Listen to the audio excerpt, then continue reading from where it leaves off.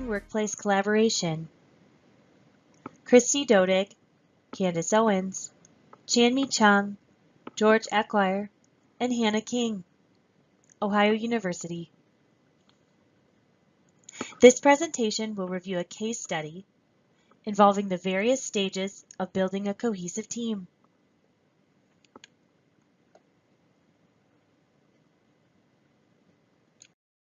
Collaboration under construction.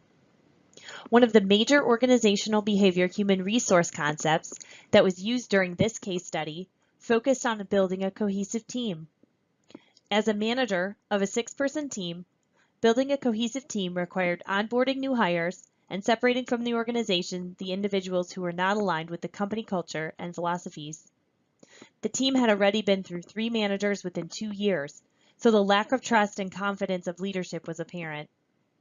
Several challenges prevented the team from being cohesive, including disgruntled behavior, conflict among team members and interdisciplinary departments, lack of structure and role clarity, and little to no trust for leadership.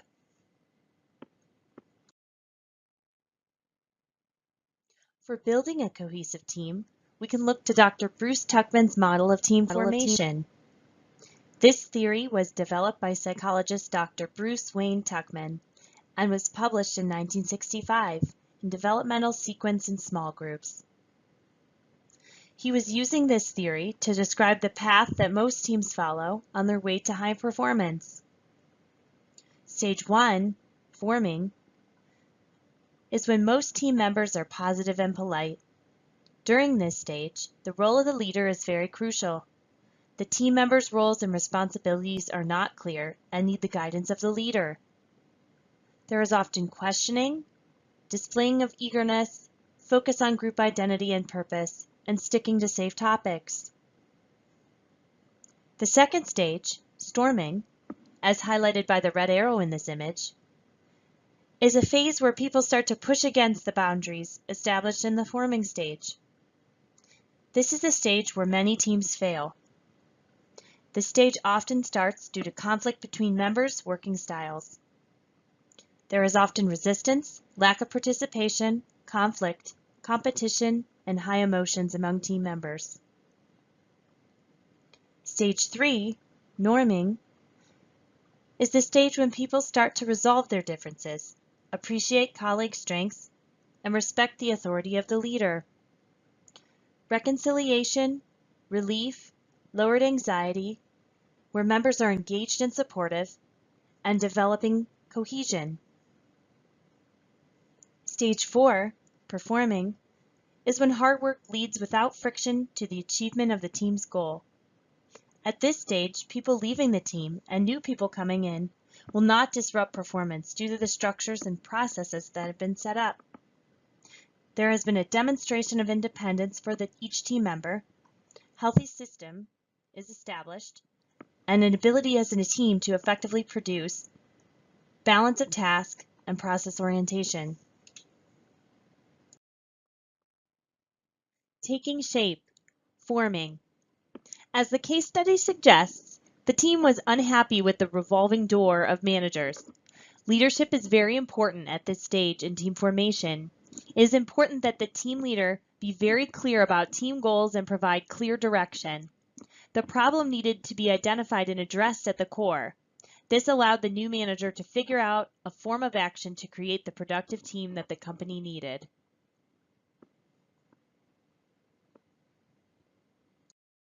When implementing any new changes to work towards building a cohesive team, it may be beneficial to have an initial team meeting to gather feedback.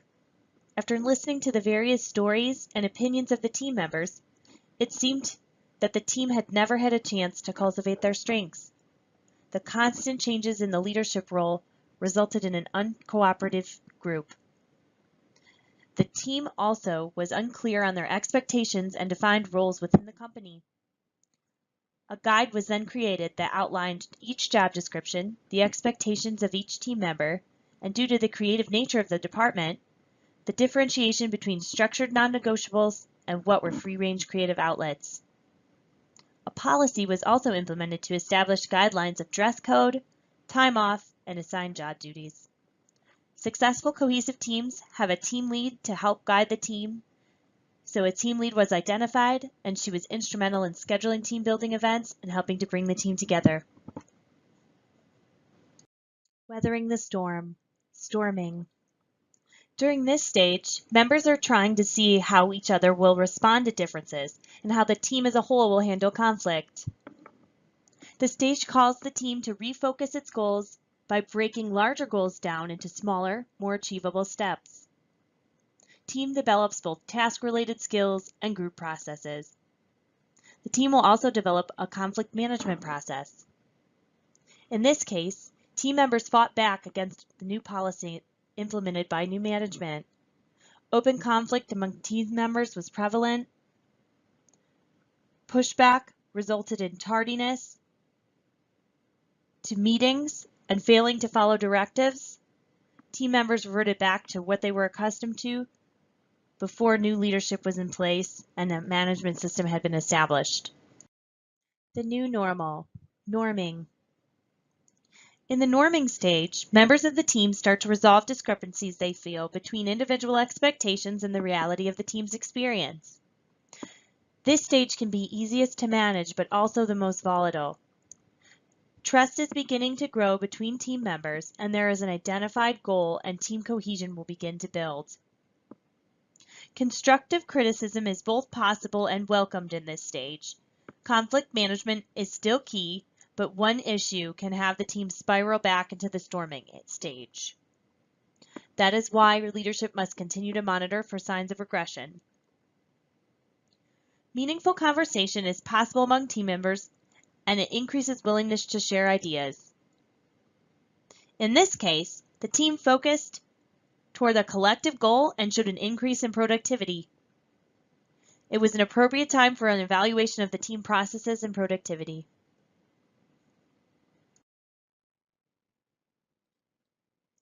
Performance enhancing, performing.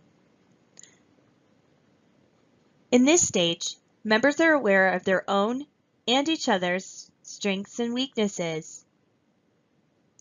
Team members feel attached to the team as something greater than just themselves as individuals.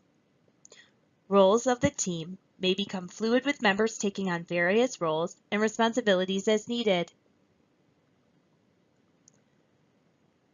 In this case, the team's focus became task-oriented and more productive.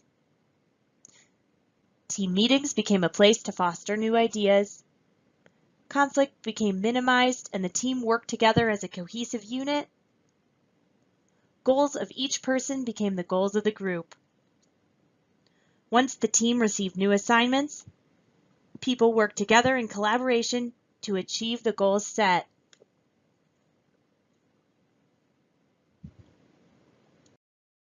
Finally, in this case, whenever unexpected company modifications would arise, the team would not crumble under the weight of change now that a foundation was established.